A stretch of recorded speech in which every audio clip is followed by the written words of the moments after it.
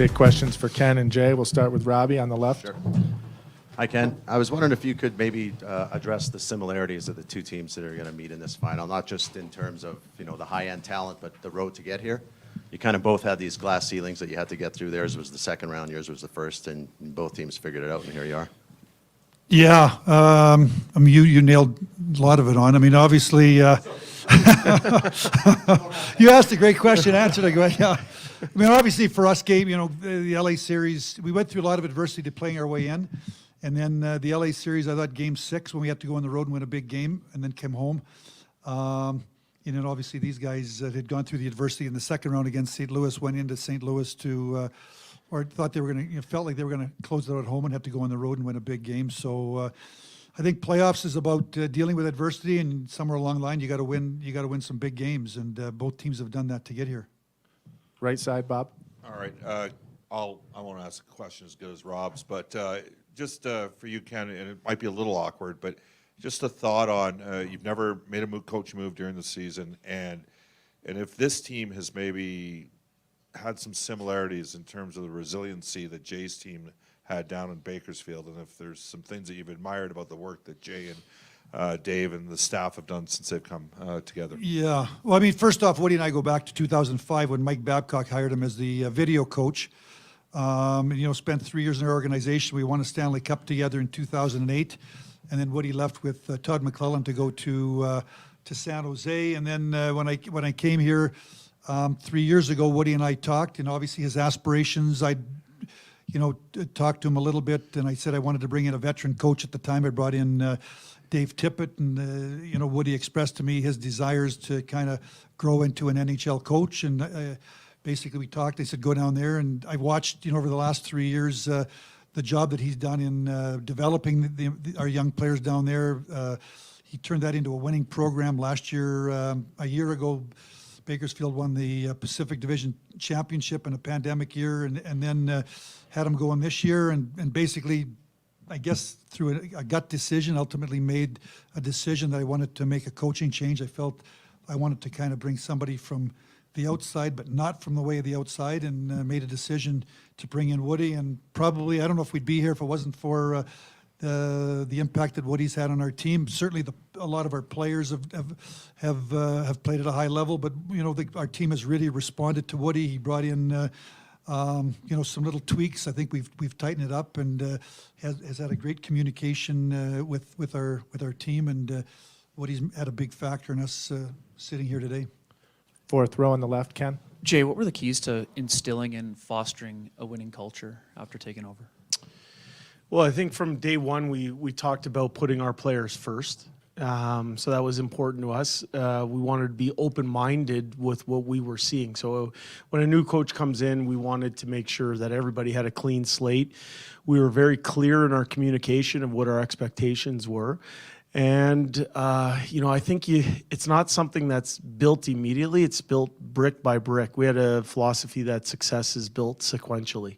And we just wanted to stack a good day on top of a good day on top of a good day. And a lot of the local media that are here right now, they've probably heard me say ad nauseum how we just want to take care of the day's business. And if we take care of things on a day-to-day basis, our belief is that the outcomes will take care of themselves. Second row, Jim. Ken, can you talk to how well Mike Smith has played, and were there any times during the season when he was hurt all this time where you were wondering whether a 40-year-old goaltender could get you to the finish line? First off, Jim, last year in the Canadian division, he was .923 saves percentage, near the top of the league, or in the top 10 of the league in saves percentage. So made a decision to re-sign him, obviously sign him to a 2-year contract. I think it's a kind of a hometown discount when you look at the number 2.2, and felt that he had 2 years in him. We got to training camp, and unfortunately he had a nagging injury there through the first half of the year. I was never worried about when he plays, he always plays. He's played at a high level for us, and he brings swagger, he brings confidence to our group. I think he's the best puck handling goaltender of his era. He helps out our defense big time, And it was just a matter of getting him healthy and getting him into, playing regularly and practicing regularly. So second half of the year he did that. And again, you don't get this far without goaltending. And it's hard even to make the playoffs. So I think about just before, we'd the 2-11-2 run. We had Calgary at home on a Saturday night. Koski was in net and he was first star. I think he stopped 46 out of 49 shots. Really was kind of, we started to head in the right direction after that night. So our goaltending, I think, to me, has played a big factor in us getting here. And obviously, Smitty has been huge down the stretch and a big factor for us in the playoffs. Stay on the left, Daniel. Ken, what's been, in your mind, the biggest difference with this team compared to the ones of the previous 2 years that did lose in the first round? Well, number one, I guess, Daniel, I'm a big believer because I had to we had to go through it. We went through it in San Jose and we went through it in Detroit.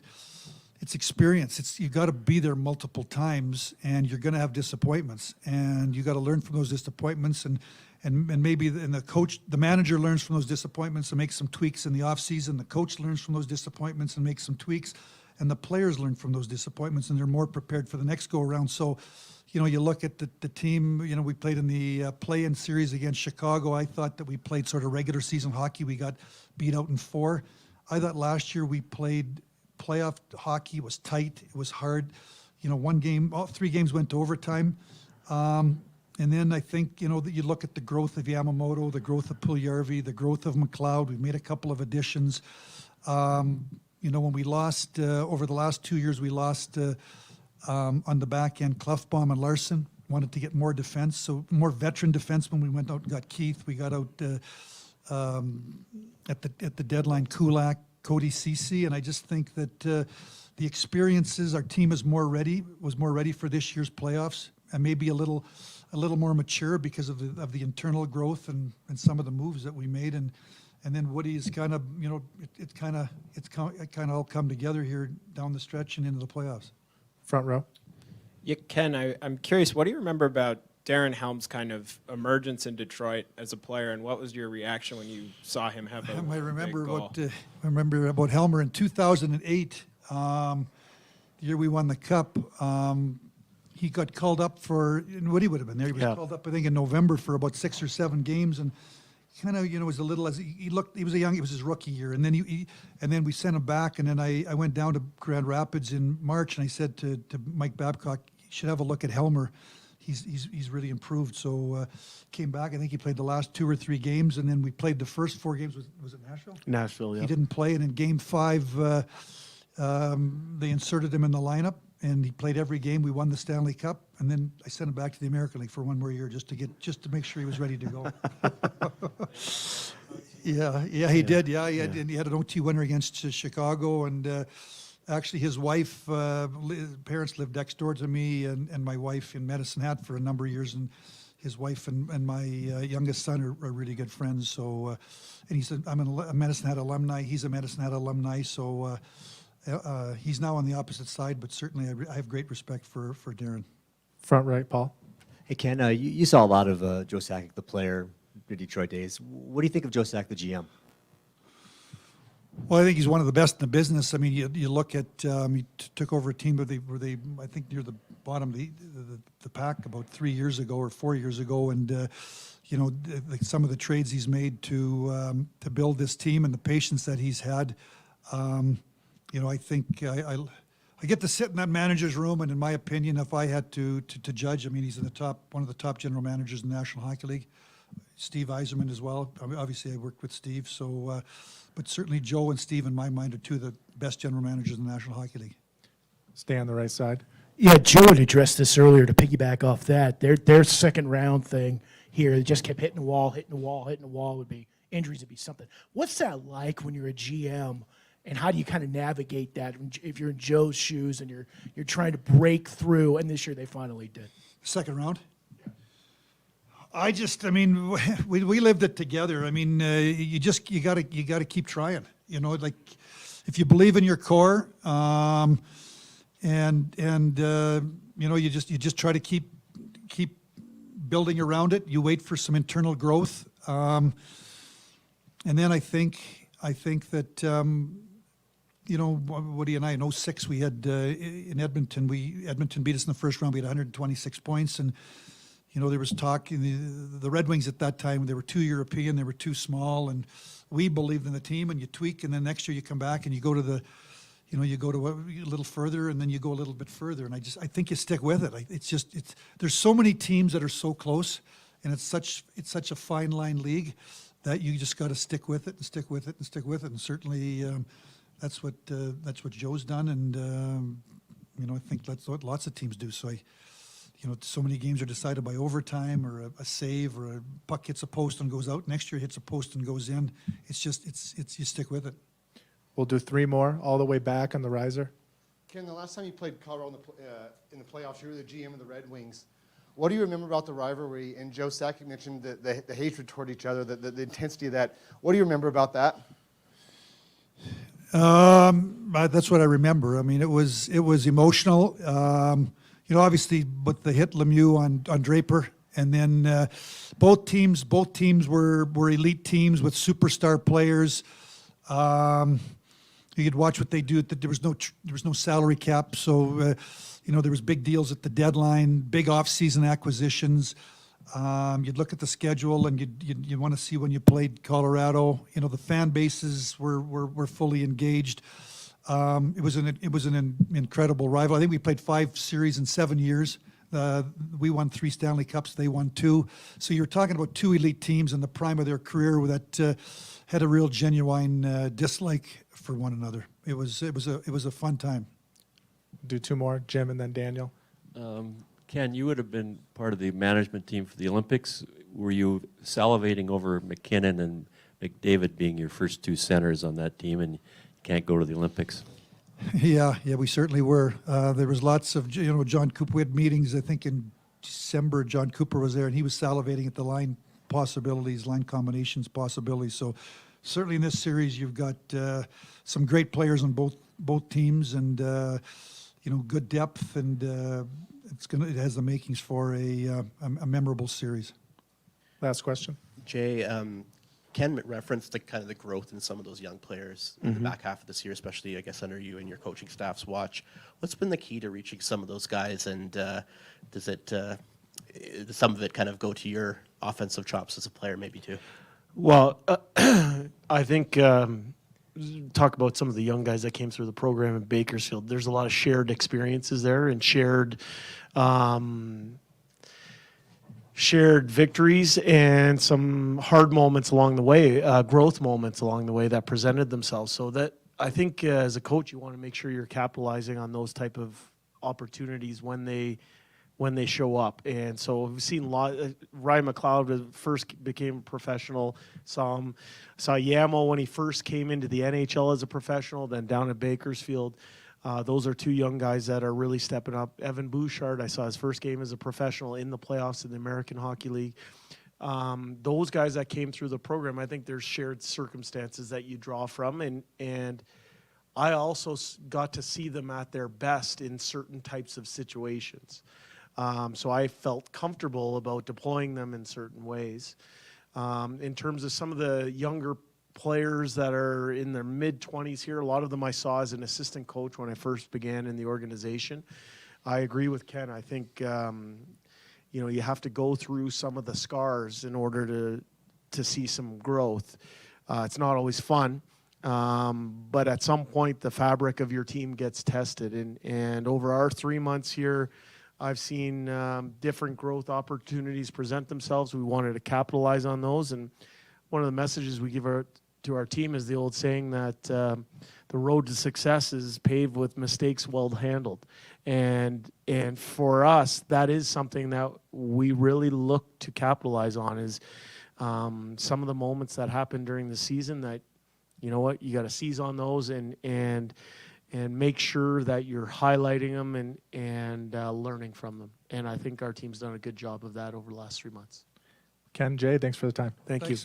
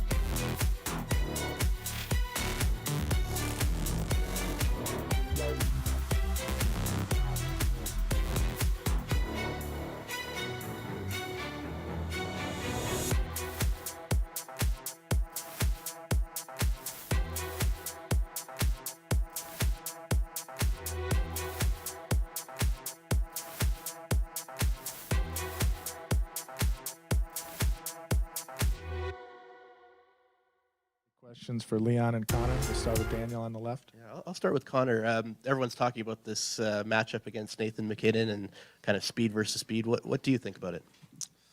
Yeah, they're a good team over there. They've proven that over the last couple of years, and obviously this year was no different. They got some real special players, and they're deep all around. Real good team. Back right. Connor and Leon, last year Nathan McKinnon said after losing to Vegas, he hasn't won bleep, and you guys are kind of in that same situation. You guys feel that way coming into the conference finals? Yeah. I mean, yeah. It's hard to win in this league, right? It's not easy to do, so we're going through that right now. But obviously, like Connor said, it's two highly skilled teams going at it, and I think it'll be fun series to watch, and obviously fun for us to be a part of, and yeah, just looking to get out on the good end. Front right, Paul. Pat. Connor, Mike Smith's been a really nice story this year as a 40-year-old. How much confidence do you guys have in him, and what has made his game so special? Yeah, we got lots of confidence in Smitty. He's like you said, he's 40 years old, and but he brings so much energy and so much passion to the game, and he battles so hard in there. It makes you want to play hard for him in front of him for sure. Second row, Jim. Connor, what do you like about Nathan McKinnon's game? Probably would have been maybe on the same line in the Olympics. Yeah, I mean, there's a lot to like. Obviously, he skates real well. He's strong. Plays the game at top speed all the time, and he makes it tough to defend. Yeah. Front row. Connor, you have a couple of your junior teammates on the other side there in Burakovsky and McDermott. I'm just curious, what do you remember about each of them when you were with Erie, and are there any stories or memories that really jump out in your mind? I just remember that first time being on the ice with Burakovsky was pretty eye-opening. There was a little bit of debate if he was coming to play for us or if he wasn't, and then he showed up, and just getting out there with him and seeing him skate, seeing him shoot the puck. It was really impressive. he had obviously a great year there in Erie and has moved on and done great in the NHL. And obviously Big Mac there is just a massive human. I think that's obviously the first thing. Plays the game real hard, plays the game the right way. Great guy off the ice, really good teammate. Certainly loved my time, but with both those guys. And one for Leon. I'm just wondering what something, I know you're only halfway there, but just the value of getting this far as a team, what it does to a group in terms of its confidence, its belief in itself, what it feels that it's capable of. Is that something that's getting stronger here by the round? Yeah, I think every team that makes it this far, makes it to the conference finals, has a little bit of swagger to them, has confidence to them, and it's no different with us. Sorry. Yeah, we're a confident group. I'm sure they're a confident group over there, so it should be some great hockey. Two really good teams going at it, like I said, and yeah, I think we're all very excited to get it going. Stay on the left, Ken. Leon, what stood out about Jay Woodcroft taking over as head coach and sort of that instilling and fostering that winning culture you guys have been kind of riding the last 3 months here? Well, first of all, I think that winning culture and the attention to details. I think he reads the game really well from back there. He seems to find the right moves to adjust our lineup or whether that's mid game or for a different game. He's very smart, very good at adjusting on the fly, and yeah, he's obviously been big for us. Left side. Yeah, Leon, you said several times that you guys thought you played pretty well against Winnipeg. You didn't get bounces. It didn't work out. This year, obviously, you've won 2 series. What's maybe been the biggest change in your team you felt over this series last year? I think we've scored goals at the right times this season. Sometimes that's just the way the playoffs work. Last year, it just seemed like we could never score at the right times, right?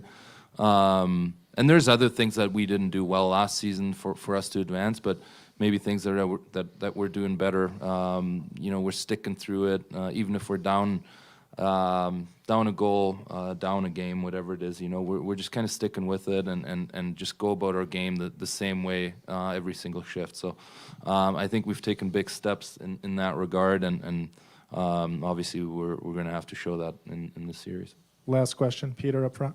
Yeah, Leon, I'm curious. I know you played with Nico Sturm, I think, on maybe 1 or 2 junior teams. I'm curious, do you have much of a relationship with him, and just what stands out about him as a player? Yeah, I mean, he has a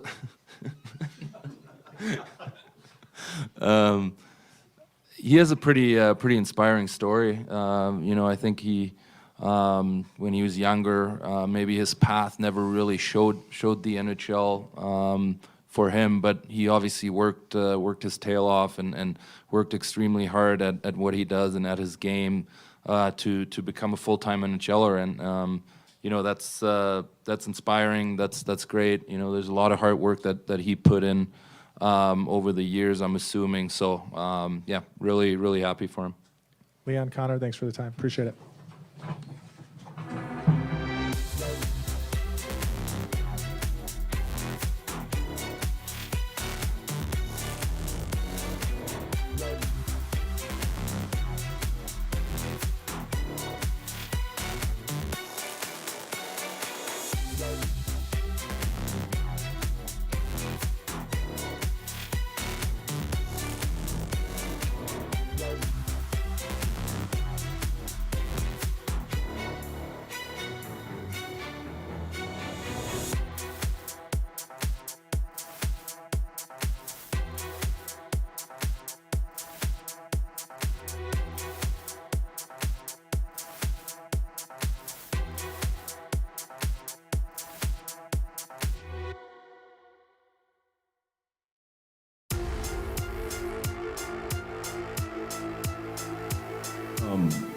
You touched on this the other night in St. Louis, and we know that you're all about the team, and you don't want to take individual acclaim or the attention, and we know that McDavid is the same way.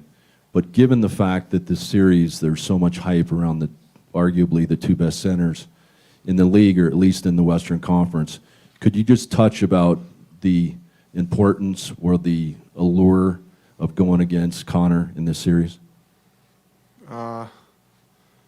I don't know. I mean, I think he's the best. I said it. Yeah, I think he's been the best for a little bit now, and it's going to take a full team effort to stop him, and same with Draisaitl. So, but they're deeper than teams give them credit for sure. I mean, they're very deep. They wouldn't be where they're at without the full team effort. And for me, I'm not really thinking about that a whole lot. Obviously, I see that stuff, but you know, that's to hopefully that gets more viewers and lowers escrow. But other than that, I don't care. Nate, obviously, a lot of people are talking about you and McDavid, but just kind of out of curiosity, you've also got Tyson Barrie on the other side. What's it going to be like playing against him? I know you guys are close. Yeah, I mean, it's obviously a really good friend of mine. A few of us have played with Tice, but it's all business. I just played against Braden. I'm in his wedding party too, so really good friend of mine. So I think over time you just play against guys. It might have been a little more weird right when he got traded, but been playing against him for a while now, so it shouldn't be too bad. Gabe, could you comment on that 2019 trade with Kadri and Barrie? Obviously, Tyson was a popular player here, and he's doing well right now, you know, for Edmonton. But just general thoughts about that trade and how both players have landed. I mean, you know, I think it's pretty well documented how loved Tice was in the city and in the locker room, and same thing with Nas. I mean, Nas has been embraced with open arms, and you know, he's a big part of our team, and found a fit really well with us. You know, it's one of those things where, you know, you look back and you got a certain young defenseman coming in, number 8, and, you know, guess it was just kind of time. And I think Kale's done it. Obviously, Kale is Kale, and we've seen what he can do. And, you know, we were able to get a player like Nas. And you know, that's the business side of it. And we love Tice, and Tice had a lot of success here. And we're looking forward to playing with him. Or against him, I should say. Thank you. Okay, this is for you. It's actually on something that Nathan touched upon the other night about Edmonton's death and Evander Kane in particular, and what challenges does he present that you guys are going to have to defend against in this series? Yeah, I mean, he's hot right now. We're definitely going to have to find ways to, you know, to limit some of that line's offense. I mean, that whole line is tough if they play those 3 guys together. I mean, you try to take time and space away from Draisaitl and McDavid, and then, you know, you got Kane finishing plays left and right. So it'll be a tough challenge, but it'll be a lot of fun. You know, we're looking forward to it, and I understand the storylines and whatnot, but at the end of the day, it's going to be the Avalanche versus the Oilers, and it'll be a great series, and we're looking forward to it. Nathan, you went through the testing. Well, you had the great year 2013-14 when you first came in. How Hi guys. In 2009, each of you had a lot of things going on. Jared, ECHL title was in Carolina, I believe, and Joe, you were stepping away from the game. But what do you remember from the 09 series against Crosby and Ovechkin? And is that somewhat comparable to the 2 centers in this series? 13 years ago, huh? I know they're 2 of the best players. And, you know, there's a lot of media spotlight on you. And obviously, you're going to see that here in this round. It's going to be exciting. They got some world-class players there, 2 of the best in the game, and so do we. Both teams have great depth up and down the lineup that have gotten contributions. I just think for the league, if you're a fan of the game, you're going to enjoy this series. You're going to have best on best, and it's going to be a great 7-game series. Your and Jay's backgrounds are not exactly the same, but there are a lot of similarities. Neither one of you played in the NHL. Have you been able to compare notes with him, get to know him at all, and are you guys carrying the flag for the kind of the guys who paid their dues? I don't know. I don't really know Jay. Yeah, our paths haven't crossed a little bit. I've talked to him just casually, briefly, but I don't know him personally. but obviously he's done a really nice job. He spent a bunch of time in the NHL under some real good coaches, went down to the American League and has honed his craft and did a nice job there, and then he gets the opportunity and he's making the most of it. Obviously a real smart coach, real good coach. You can tell by the way their team's played since the transition. They've been getting better and better, and they're here for a reason. I don't really look at it the other way of carrying a flag or whatever. I think most guys just grinding and do whatever they can to be the best they can possibly be and coach at the highest level they possibly can and just try and keep learning. That's the way I approach it. Joe, I wanted to ask just what does Eric Johnson mean to this organization, and how the job's not done yet, and you've been here as a player, but what's the emotion from you when this team accomplishes reaching this point, and are you satisfied that they've moved out of the second round for the first time? Yeah, there's been a lot of talk about the second round last couple of years, and I really don't look at getting out of the second round. That wasn't the goal this year. All 4 teams that are going to be in the finals, we have the same goal. We all want to win the Stanley Cup. It was nice getting past the second round, but each year was a different circumstance, different team we played against. So we weren't playing against the second round. This last year we did a great job against the St. Louis Blues, and that was a heck of a hockey team that we beat, and that was the goal for that round. Now we're playing a real tough Edmonton Oilers team. They've been one of the best teams in the last 3 months in the league. So we're facing them. We're not facing third round now. We're facing the Edmonton Oilers, and that's who we're trying to beat in a 7-game series. Joe, Coach, thanks for your time. Thank you. Sorry for the round.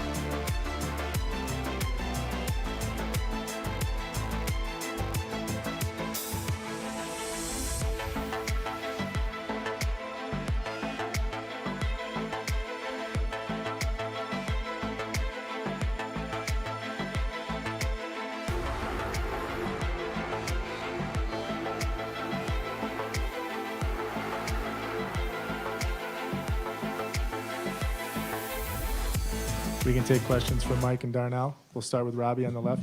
Hi, Darnell.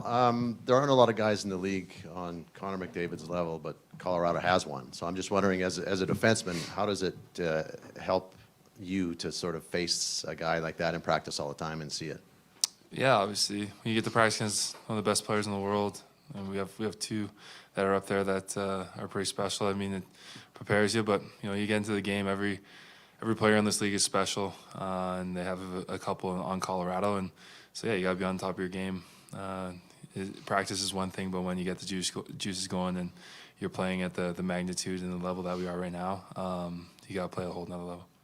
Right side, Tracy. Mike, this is for you, and Titch just kind of hit upon it. Kind of the same thing for you when you're facing McDavid in a practice and everything. How much does that prepare you for what you'll have to deal with Nathan McKinnon? Yeah, I mean, they're different players, so it's hard to compare them, but obviously Nate's a unique player, a special player, a powerful guy, and you just got to be aware when he's on the ice. So I think it's obviously when you're facing, I mean, every team seems to have 1 or 2 or 3 elite players that you get used to facing them in practice, but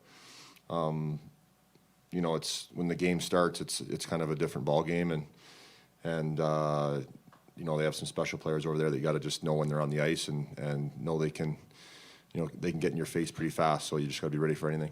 Front right. Hey, Mike, I guess at 40, do you kind of relish these runs even more? And are there times when you feel 40? Yes.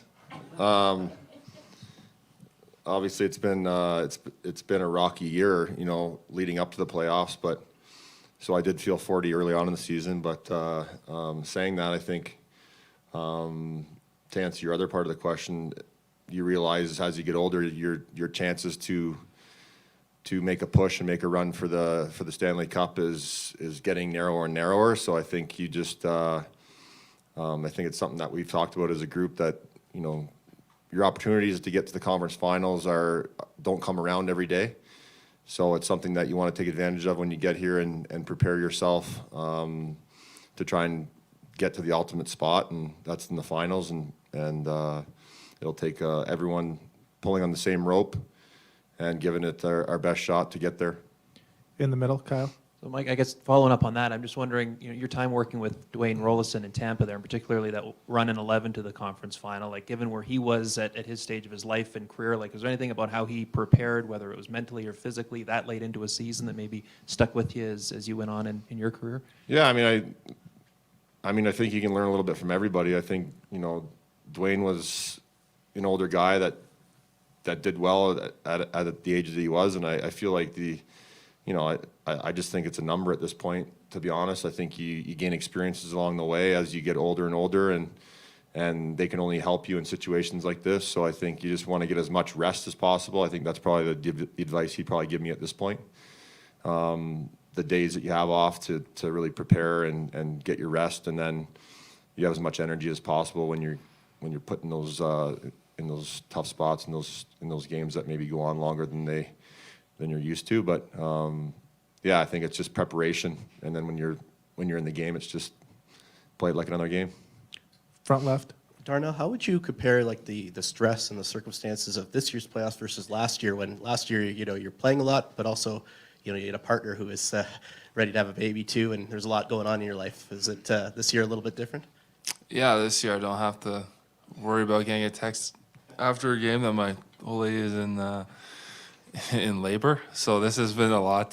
This one's been a lot more fun and going deeper now too. And in all honesty, my fiance was unbelievable during that. So I was very lucky in that from that standpoint. But yeah, going through this year, you just have to worry about hockey, and that's been it's been fun, and we've been on a great run here, and we're just hungry to keep it going.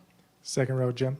Mike, you catch lots of pucks. Most goalies in the NHL are blockers. They knock it down. You're a ball player. Is that why you snag them in traffic so easily? It doesn't hurt. Obviously, I was a catcher in ball till I was up to, I think, 17. So it doesn't hurt. As a kid, I was always transferring from ball into hockey and ball and hockey back into ball. So it was something that I loved. I loved ball growing up as much as hockey, and obviously catching, your hand-eye coordination is something that was pretty important as a catcher. So it obviously doesn't hurt the situation at all. You ever took any right to the mask? I'm sure I did. Yeah. Yep. Any more questions for Mike or Darnell? There are no more questions? Okay, thank you guys. Thank you.